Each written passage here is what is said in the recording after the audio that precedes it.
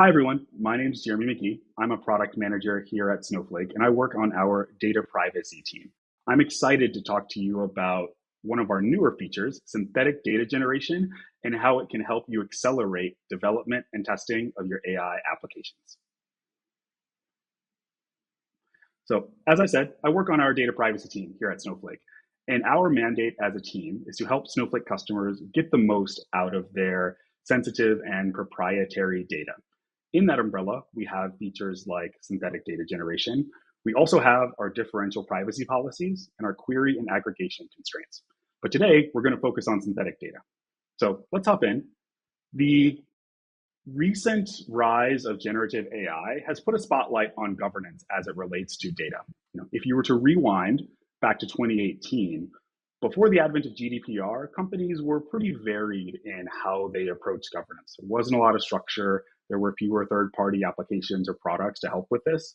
GDPR and privacy regulations like CCPA and other national regulations have really put a spotlight on this. And most recently, in 2023 and onward, generative AI has really put a hyper focus on this. Customers are excited about what generative AI can bring to their organizations, but understandably want to make sure that their sensitive and proprietary data is protected as they use these new applications and tools within their businesses. Snowflake Horizon helps our customers to do just that. So we have a number of pillars. Here you can see them: compliance, security, privacy, discovery, and collaboration, that help our customers understand what's in their data estate, but also make sure that it's governed and secured properly. So everything we're going to talk about today falls underneath this privacy pillar of the Snowflake Horizon catalog. So I often find it helpful when talking with customers and Snowflake users to help them think about and define what are the different kinds of offerings in this space. So on the left-hand side, we have synthetic data sets that are structurally similar and valid to an original data set. And what this means is it's the same data types. It might even be the same bounds as an original data set or what might occur in a data set, but it doesn't bear very close resemblance to the actual statistical patterns or correlations in a data set.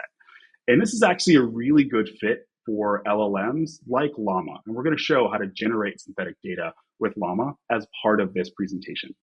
Now, on the left-hand side, we have data sets that are multivariate and plausible. So we have many different columns, many different kinds of data types, and this could plausibly be real data. And that's because in our case, we actually do base this on real data in your Snowflake environment. And so we're going to show how with a native Snowflake stored procedure, we can actually generate these real data sets that help to preserve all the patterns that are in your enterprise data. So let's go into a demo to see how this works. So I'm going to hop into Snowsight, and specifically into our notebook functionality. And let's see what it looks like to generate synthetic data with Llama first. So here, I've simply declared the database and schema that I want to use, and I'm using our Cortex Complete function that gives me access to a number of different LLMs to basically pose this question. Here I'm using Llama 3.1 405B, and I've asked it to give me SQL code to create a synthetic data set of customer orders for a furniture store. Pretty straightforward ask. So I've taken the liberty of already copying the answer into its own cell, and I can see that I get some pretty helpful DDL from Llama. I get a statement that will help me create a customer table with the right columns: customer name, email, phone, and address. I get a products table, an orders table, and also an order items table. And we can see that there are IDs in these tables that serve as primary and foreign keys, so that I can join these tables and do some simple or rudimentary analytics as I want to. And then finally, Llama has given me a handful of records to insert into each of these tables. So this is pretty good. It's useful if I want to get started on something like a demo data set, and I could modify this. But this has, in our opinion, a number of drawbacks. So one, I actually had to copy this from Llama and do a few small changes or corrections into to the SQL code. I then have to actually run this SQL code on my own, so it becomes a multi-step process. And anyone who's worked with data knows that these 5 or 10 records are a good start maybe for like a toy demo. But if I wanted to do any kind of real analytics or certainly machine learning or AI, this data set's not going to be nearly large enough. So again, we do think that something like synthetic data generated by a llama has a place, but there are limitations in sort of how we can use this data and how useful it's actually going to be. When we think about synthetic data use cases, we've encountered a number of these in the wild, customers that are trying to use synthetic data to solve similar kinds of problems in their businesses. Generally, it's the case where you have some kind of sensitive data in your environment and you need to make use of that data, but you don't want to give access to the original sensitive or proprietary data for compliance, regulatory, or privacy reasons. So in the healthcare domain, we have customers who want to create synthetic versions of their patient, visit, and prescription data to be able to run tests in their lower environments. Very common scenario. In the technology domain, experimentation and bug fixing is a very common use case. So I've encountered some bug in production. I need to reproduce that bug, but I can't just take the production data and copy it into a different environment or give it to a colleague.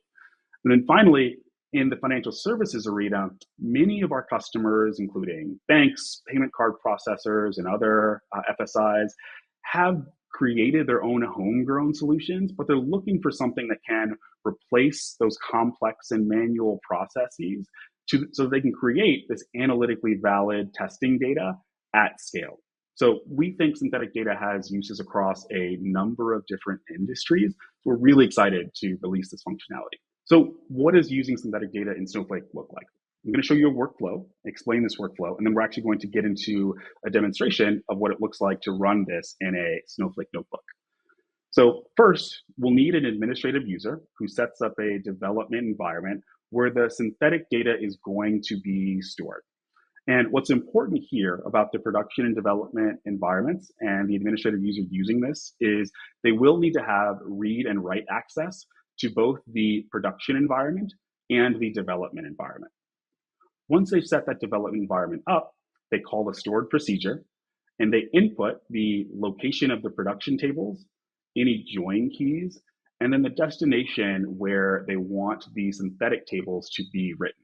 In this case, I have an employee payroll table, an employee info table, I have a development database, and I'm going to write synthetic versions of those tables into that development database.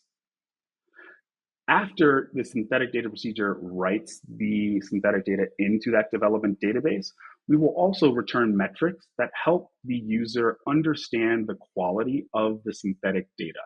It's not enough simply to create data. We also want to help users understand whether or not this data is fit for purpose, whether you're doing something like bug reproduction or AI and ML development and testing. Finally, you're left with a table in your development database that can be used just like any other object in your Snowflake environment or data estate. You can share this, you can give access to certain roles for development and testing. It looks and feels like any other table that you might use within Snowflake. So now that we've outlined this process, let's see what this actually looks like in practice. So I'm going to go back to my notebook. And the first thing I'm going to do, just declare a few variables that we're going to use. And then next, for this demonstration, we're going to use data from our Snowflake sample data database. This is shared with pretty much all of our customers. And we like this data because it has both a customer and an orders data set that is a good example or a good proving ground for synthetic data. So let me show you what I mean. Here, I'm creating a customer's data set. And if I introspect this data set, I see that I've got a customer key that tells me who that customer is. That'll be a primary key, foreign key relationship. I see a name and an address, phone number, and then I see some quantitative variables like account balance. I see a categorical variable, like market segment, and then a comment as well. So a good mix of variable types, a good proving ground for something like our synthetic data capability. I'm going to do the same thing for our orders data set. I'm creating a view based on the original data. And then after that, I'm going to simply call our generate synthetic data function. So as I call this function, the arguments that I'm passing in are exactly what I outlined on that prior slide. So for each data set that I want to create a synthetic version of, I pass in an input table location, fully qualified, so database, schema, and table name. I pass in an output table location, again, database, schema, and table name.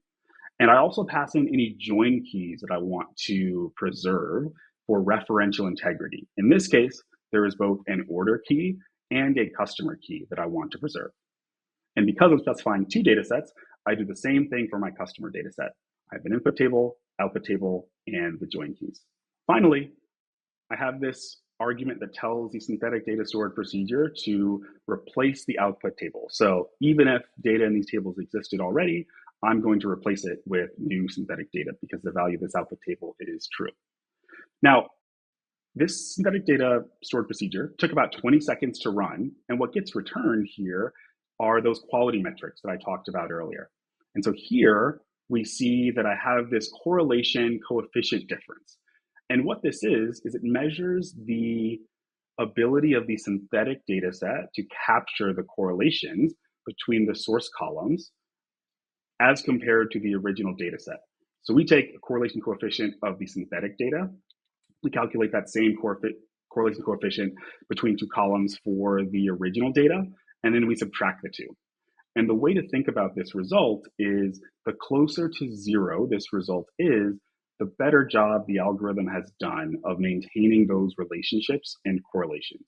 And so we see that across a number of these source column pairs, we have correlation coefficients that differ by less than 1%. So we think that the synthetic data generation stored procedure has done a pretty good job of maintaining those relationships. So we have a good understanding that this might be high quality data. Let's look at a few other things before we start to use this data or compare like query results in this data. Here, I've selected a few records from our synthetic customer data set. And I can see that I've got this customer key and the nation key that were reproduced. I have the account balance, the numerical variable, and the market segment. But I also see that a number of these fields have been redacted. And so as we go through and produce synthetic data, we have some inference logic underneath that will redact what we deem to potentially be sensitive information. So in this case, because name is very unique and address is very unique, we've gone ahead and redacted that information. Now, there will be functionality coming in a future release to eventually allow you to specify like fake data. But right now, we think it's safest from a privacy perspective to just redact that data. I can do the same thing for my orders data set. Less information got redacted here, but this generally looks to be very similar to the original data set. Now, if I wanted to actually take a look at how similar this data was, we've actually gone ahead and compared we're going to compare the distributions of this data. So we've seen the correlation coefficients, we've visually inspected the data. We want to actually go ahead and look at how these variables are distributed in the synthetic versus the original version. So if I scroll down here, I plotted the total price data set from a total price column, from my orders data set. And I can see that in this histogram, the synthetic data denoted by the blue hue actually overlaps really well with the original data denoted by the orange hue. So I've now taken 2 or 3 different ways of inspecting this data, and it looks like I've done a pretty good job. Now, the final way that we want to sort of test this data and see how well we did in reproducing the data, we're going to run a analytical query on the original data set, run that same query on the synthetic data set, and those answers should be relatively similar. So here, I am selecting the customer key and counting how many customers have an urgent order, filtering on that order priority. And I join that with my orders table, and I count the number of customers, and I'm taking the average and the standard deviation of the customer account balance. And so at a high level, because we're doing a filter, we have a number of aggregates, a count, an average, and a standard deviation, and we're joining on two of the key values that we wanted to maintain. These numbers, if we've done a good job with reproducing the original data sets as synthetic data sets, should be very close together. And so I see that for the count of customers with an urgent order, in my original data set, I had 622.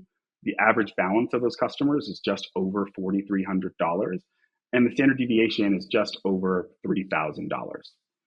And I've run that same query with the synthetic data set, and I get numbers that are very similar.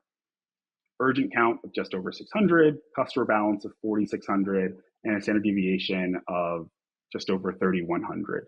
So the difference in these values is somewhere between 1 and 4%.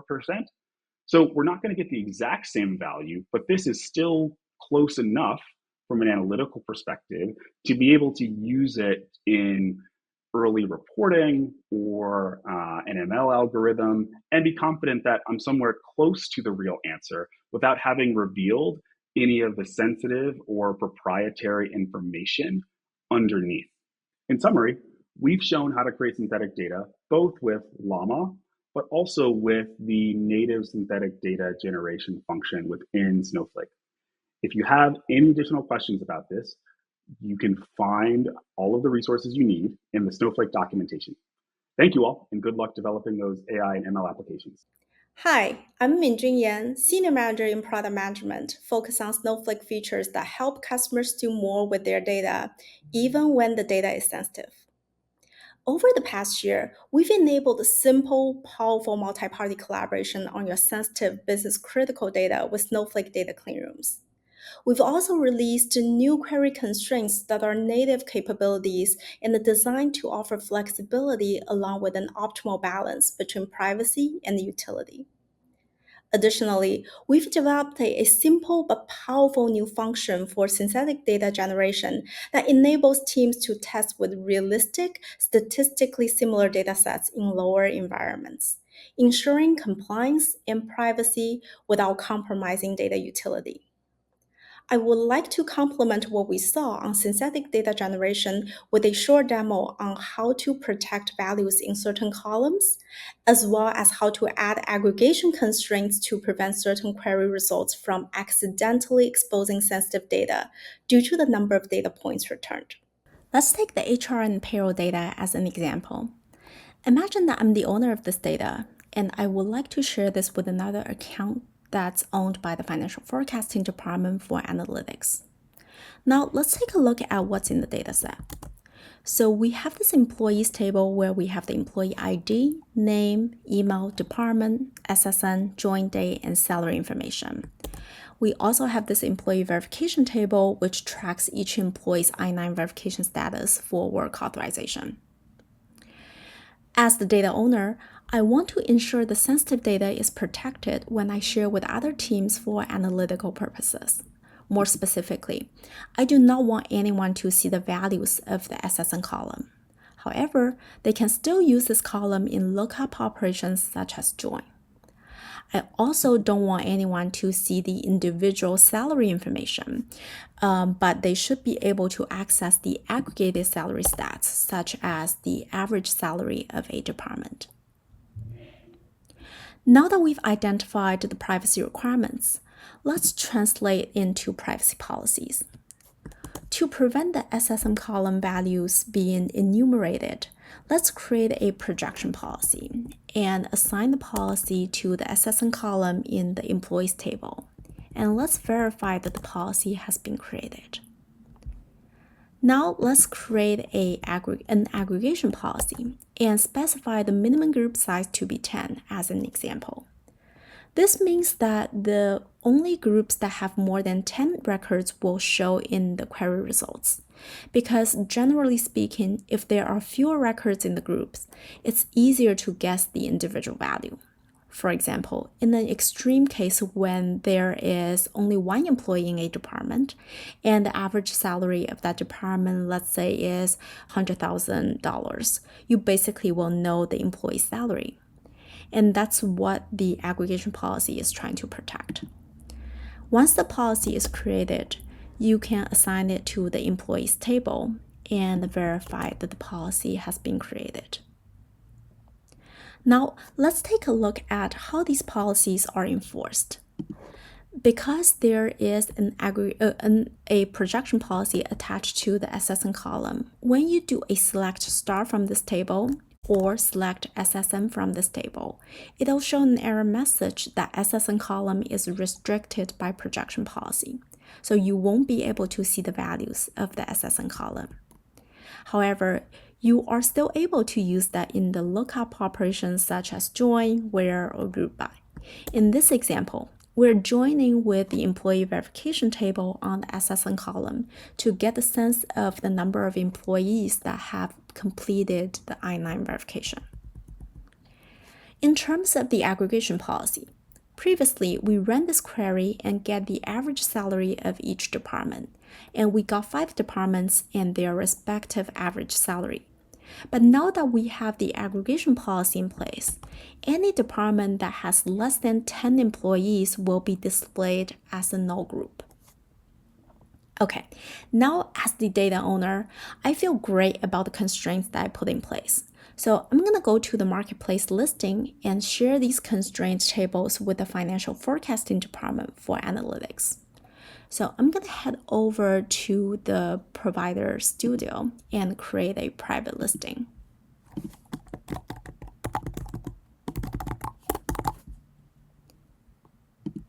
And I'm going to select the tables that we just put constraints on, the employees table and employee verification table.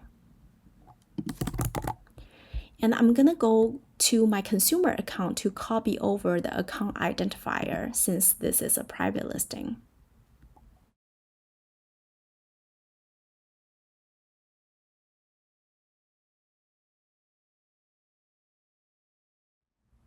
And I'm going to go ahead and publish this listing.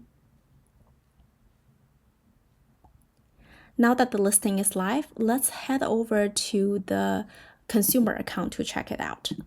So we're going to go to private sharing, and we should be able to see this live listing. And let's go ahead and get it.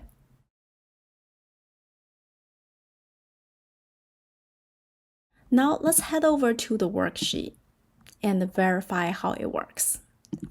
So first of all, these policy entries are not available for the data consumers. So as you can see, when you are running show policy commands, there's no result. And all the previous constraints will also be carried over through this listing. For example, if the data consumer does select star or select SSN from this table, they will get the same error message saying this column is projection constraint. But they still have the flexibility to perform join to derive insights. And only aggregated queries are allowed on this table. And the results will only display the groups that have more than 10 employees in the department. For this use case, we are using projection and aggregation policies because we want to protect employees as entities in the data, and because we have some trust in our analysts within the same company. They are expected to respect privacy, and they won't try to circumvent the protections. In a different scenario, though, this may not be true. For example, if you want to share sensitive data for analytics outside of your organization, you likely have lower trust in those data consumers. In that case, you'd likely want to use a differential privacy policy instead to protect against targeted privacy attacks. These are examples on how privacy features can help enable more collaborations, either internal sharing, ecosystem collaboration between partners, or data monetization. We help you share with limitations and collaborate with guardrails. That's it for the demo. Thank you for watching.